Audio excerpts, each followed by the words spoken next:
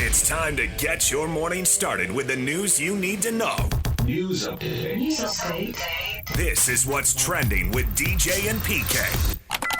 Hashtag NBA. Toppin has it, center of the floor, Siakam. Under a minute to go in the fourth quarter. 110-107. Nembhard working Wallace. He'll launch a three and leave it short. Rebound, Siakam. It's a one-point game as he lays it off the right-hand glass. Rebound, Indiana. 8 seconds to go. The Pacers are not going to call a timeout. Halliburton has it with 3, driving with 2, pulling up, and hitting with 0.3 of a second to go. How many more times can this team do that? This arena is madness. From a road perspective, the decibels were insane. There's a lot going on. Grateful to have the chance to hang in and give ourselves a chance at the end. But now we've got to, keep our eye on the ball. There's Rick Carlisle after the Pacers win Game 1 in dramatic fashion. A 15-point fourth quarter lead for the Thunder. But as Pablo Mastroeni would tell us, PK, belief is a powerful thing. And the Pacers believe that they can come back from just about any deficit, so they do it again. And Halliburton hits his fourth big money last-second shot of the playoffs. It's amazing, man. I don't know what else to say. It's just incredible. Halliburton, who is this guy? Is he this good? Well, he's showing us that the answer is yes. And the confidence he had and everybody else just get him the ball. It's amazing because you look at the last possession by OKC, and it was SGA going 1-on-5, and no matter what it was going to be, he was going to take the shot. And it was actually not a bad shot, but they were all the other 4 guys just standing around.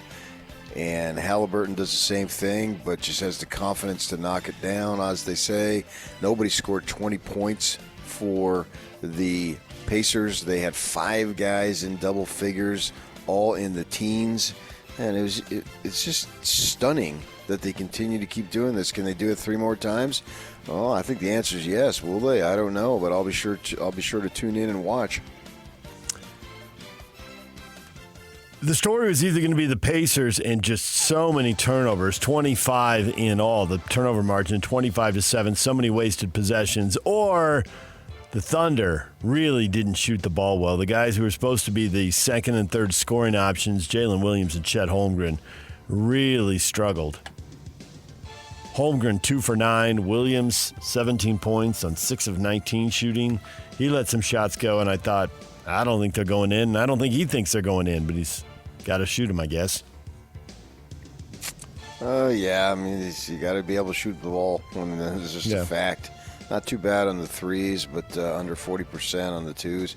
And turnovers, I don't look at that raw number. That sounds good, but what were the turnovers? Empty possessions?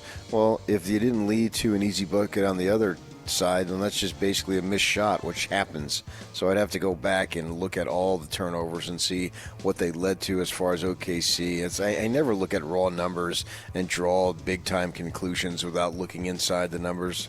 It was a much bigger problem in the first half than the second. In the first half, I thought they did give up a lot of transition hoops off them and dug a hole. But they cut down the total number, and they cut down the number of transition buckets in the second half. So Game 1 to the Pacers. Now we'll see what happens. Game 2 coming up Sunday night.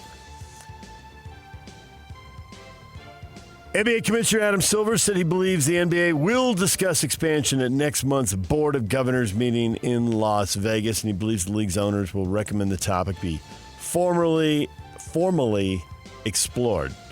He went on, Seattle and Vegas have been thought to be the top expansion target cities for a long time, but he mentioned, hey, there'll be other markets that are interested. So, hey, talk a little more and jack up the price. There's other people really interested. Yeah, I'd like to see St. George get a team, put an arena in Black Desert. Get a whole northern Utah, southern Utah rivalry going. Yeah, I think the community is growing, Dave. You should go down. It's getting bigger and bigger.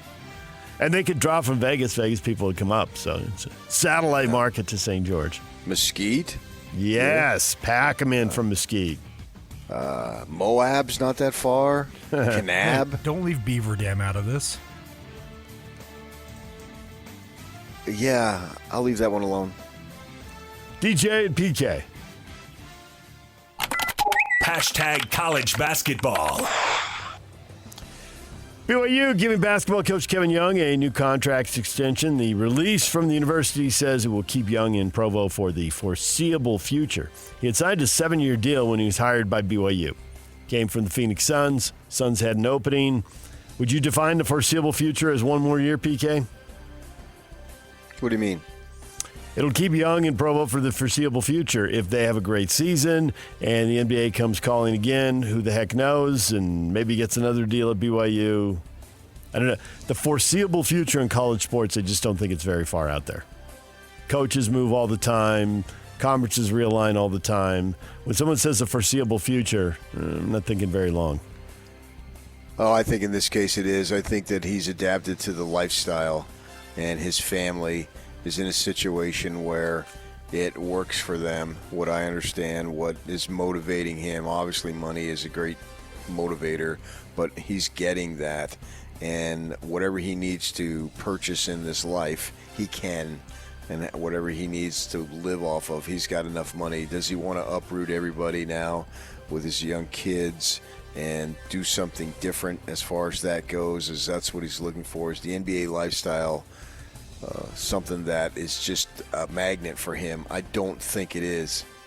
And if he continues on this track, this is more amazing than the Indiana Pacers to see BYU, which clearly for years and years and years struggled to get non-Latter-day Saints, get African Americans, and now they're just flocking. He can't take them all. This is absolutely amazing. He's the best young to happen to BYU since Brigham himself. I mean, he's surpassed Steve now. I mean, this is just amazing what he's been able to do in just a short time. Now he's got to put that all together and win on the floor.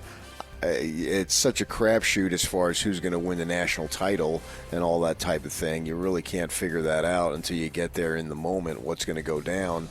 But all these games that he's getting, it's because of the players that he's brought.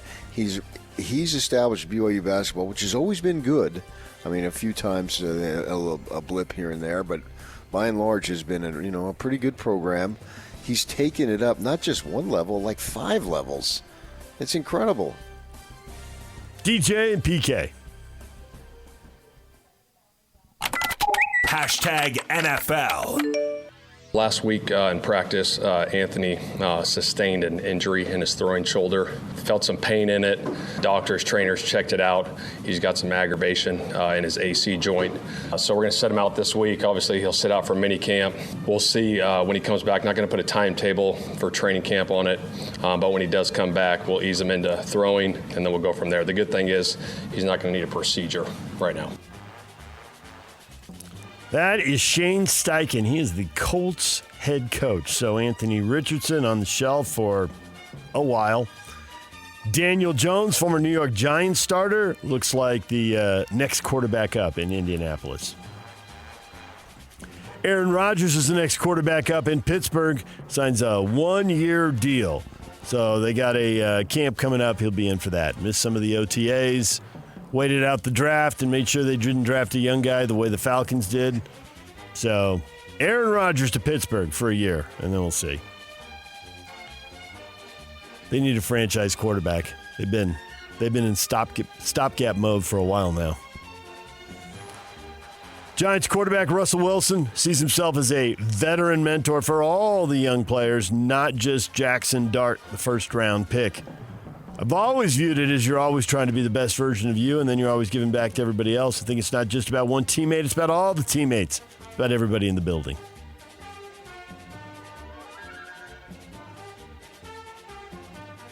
Russell Wilson has a way of saying stuff like that and rubbing people the wrong way. A little self-aggrandizing. People take it weird. Win in New York. Try to turn that thing around. And if that's, I guess, what it takes, talking people up, well, make it happen. DJ and PK. Last week in practice, Anthony. Hashtag college football. Well, you want to feel old?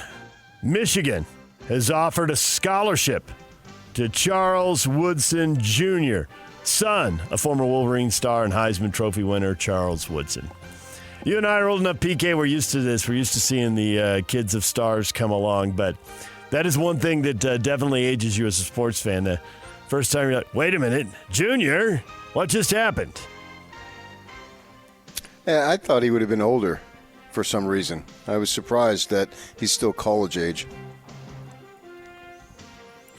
The bowl season is going to kick off December 13th, college football fans, and it will roll through January 2nd, although the playoffs are going to go until January 19th.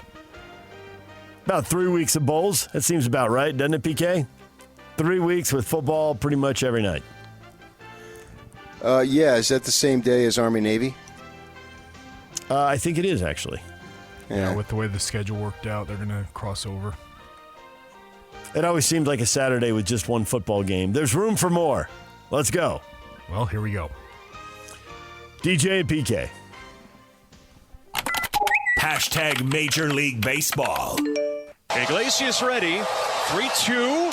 Swing, line drive. That's fair. Down the left field line. Into the corner it goes. Marte scores. Vargas right behind him. And the Diamondbacks take the lead. 11-10. It's a miraculous 7-run ninth inning. And Atlanta has been stunned here at Truist Park. It's hit up the middle. Base hit. Into left center field. Rounding third. Heading home. The throw to the plate is not in time. And the Cardinals get a walk-off win on the base hit by Wilson Contreras in his 1,000th career game. A walk-off victory for the Cardinals, 6-5. Cardinals beat the Royals in the I-70 battle there in the Show Me State. Cardinals win at 6-5 in the 10th. The Diamondbacks, outrageous. They're sending everyone at Elias Sports Bureau scrambling. They come back to beat the Braves 11-10 with a 7-run ninth inning. The Diamondbacks had lost 418 games in a row by trailing by that margin. The Braves had won 766 in a row. That's the kind of thing you really don't see very often. The last time the Braves blew a lead like that was 1973. It was more than 50 years ago. So I don't know what's more likely, Halliburton hitting the shot or the Diamondbacks coming back with 7 in the ninth. Well, obviously it's Halliburton hitting the shot because it literally is more likely. So I knew you would go nuts on that. You love that type of stuff, all those stats that you can go since this one and 0 and 475 and all that stuff, whatever that means. I knew, boy, that's going to be right up your alley when I saw that. It's kind of funny. The guy that was starting the pitching of the inning, his last name is Blewett, which is somewhat ironic. He was born for this moment. He was named for this moment. Yeah, I mean, they took him out and brought in their Iglesias. He couldn't get anybody out either. It's just that's the beauty of baseball. You got 27. You're not racing the clock. That was literally the post-game quote. Well, you got 27 outs. Yeah. So the law of numbers biting the Phillies. They went and won 11 out of 12, 11 out of 13. I think it's 11 out of 12. And now they've turned around and lost 6 out of 7. Toronto blew them out 9-1. Crazy how it works. I mean, some of it's scheduling. You know, you play good teams, this is going to be a little tougher. And then you play some bad teams and you get on a roll. And their hot streak did include the Rockies and Athletics. But nonetheless, crazy turnaround for the Phillies. Just think, well, you don't want to peak in June anyway. True story. Good point. Are the Cubs peaking in June? Playing great baseball. They win again. They beat the Nationals 7-1. I don't know. I put in a call to Craig Counsell, but he hasn't returned it. That's weak. He ought to be calling somebody your stature. He ought to be calling you right back. Did you watch any of the softball World Series? Oh, are you kidding? I was high-fiving Patrick Mahomes in the box atop the stadium. Texas Tech wobbled down the stretch, but held off Texas 4-3. So that series 1-1. They'll play Game 3. Winner take all in the best 2 or 3 series tonight in Oklahoma City. How about that? Winner take all. Yeah. I mean, well, if I saw one, I felt like I was watching a Chiefs game with T. Swift, with Mahomes and his wife up there. The celebrations The screaming, the hollering, high-fiving, hugging. Way into it. Yeah, it's fun to see that he was into it, and obviously he was. That's his alma mater. And this is a big-time deal. The place is packed, and so much riding it on it with these two teams going back and forth, and we'll see what happens tonight. And the Bees, the long losing streak is over. They pick up the W. They win 11-8 over the Round Rock Express. The Bees had lost 9 in a row, but they snapped the streak with a win. They play again tonight. Tony Parks be on the air at 7 o'clock. First pitch at 7:05. DJ and PK. #NHL. Edmonton Oilers won Game 1. Can they do it again? Coming off an overtime victory.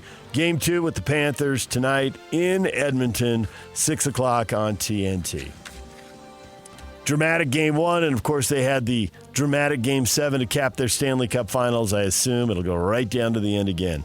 This doesn't really seem like it's built for 6-2 or 4-zip or anything like that. These two teams seem to grind it out against each other. Why should tonight be any different? I don't know. What is trending is brought to you by Shamrock Plumbing. There's no job too big or too small. Get the personal touch with Shamrock Plumbing. David Locke, radio voice of the Utah Jazz, coming up at 8 o'clock. Jason Kreis, Real Salt Lake Director of Operations and Special Projects at 8:30. And Travis Hansen, former BYU basketball star, at 9 o'clock. DJ and PK, the question of the day is next. Stay with us.